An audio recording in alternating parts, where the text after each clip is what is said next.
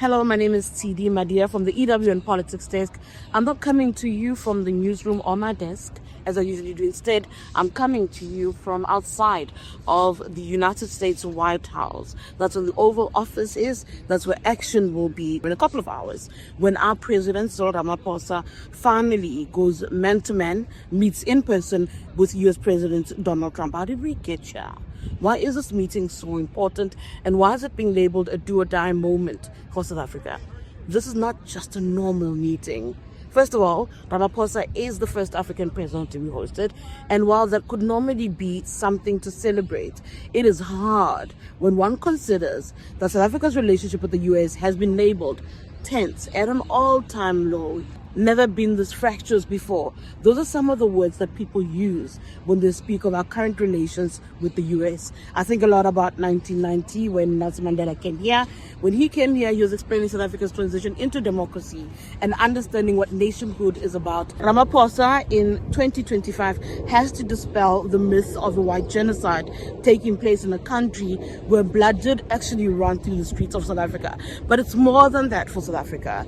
This is a moment about trade. This is a moment about opportunities. This is a moment to try and continue reigniting a stagnant economy. So I'm going to talk you back to some of the events that led to why this meeting is so crucial, to why we talk about tensions between South Africa and the US being heightened. Think about when Trump took office in January, a couple of things happened.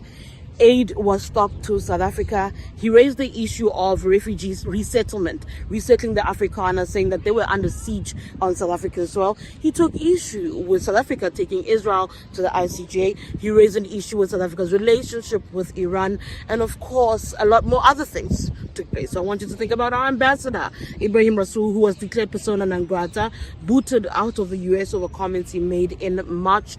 Think about the new Secretary of State, Marco Rubio, and new Secretary of Treasury, Scott Bessent, saying that actually they will not participate in the G20 meeting. So Marco Rubio didn't come to South Africa for that first foreign ministers meeting. Scott Bessent also didn't join the finance track meeting that followed.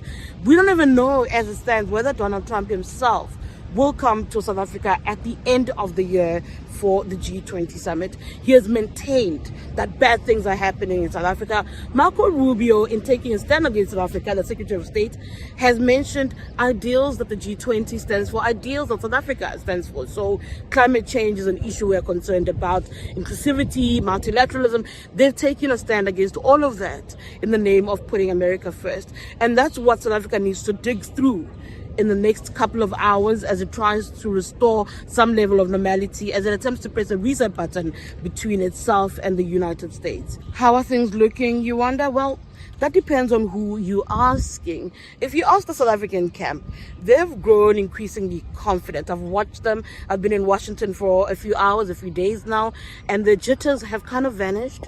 Are kind of cool now. They are attempting to look at various strategies, are being tight-lipped about what will be put on the table when they eventually meet with Donald Trump. I must tell you that meetings are happening. Bilaterals are all over the place. Again, these are aimed at making things easier when they finally enter the Oval Office. But if you ask Americans, there's a difference of opinions. There are those who've said it was a mistake to come here, that you've now entered the belly of the beast and you've got no control. I must say, South Africans understand that going forward, once they inside the Oval, they have no control over what will emerge.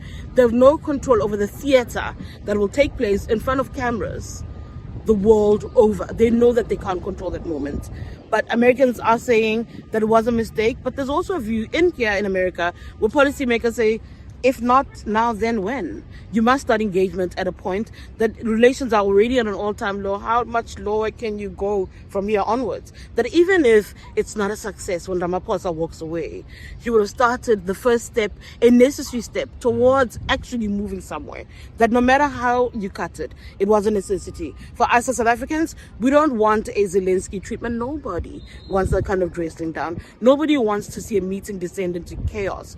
But you might not want a Mark Carney either, the Prime Minister of Canada, but you've got to be able to recognize that he did challenge falsehoods about Canada. He did attempt to paint a picture of what he thinks and why he thinks it matters. There's also an argument about the man, right, at the center, Ramaphosa himself. People saying to you that this is the test for a great negotiator. I suppose in a way it is. It is one billionaire meets another billionaire. It's what Trump likes. It's about the art of a deal between Ramaphosa and Trump. There's also an interesting view that Ramaphosa has been able to put on the charm offensive when necessary, that he'll be able to dilute whatever happens in the Oval when it happens. He'll be able to play it down. Will he apologize for Ibrahim Rasool? There's a view that he should, that there's a general agreement that the ambassador behaved wrongly, and that is something that you can give Trump. We'll see. We'll wait and see. So while all eyes on our end are on the man at the center, our president, I can tell you, this is not the biggest story in the USA. It's not the biggest country. It's not the most important country. And there's an argument to be made that ideally you don't want to be top of mind for the Americans, because it's not necessarily always good for you, as some countries have seen, as Canada has recently seen, and South Africa to a large degree. It'll be a taste of what Ramaphosa does. To some, this could be the highlight of his second term or the low light of his second term.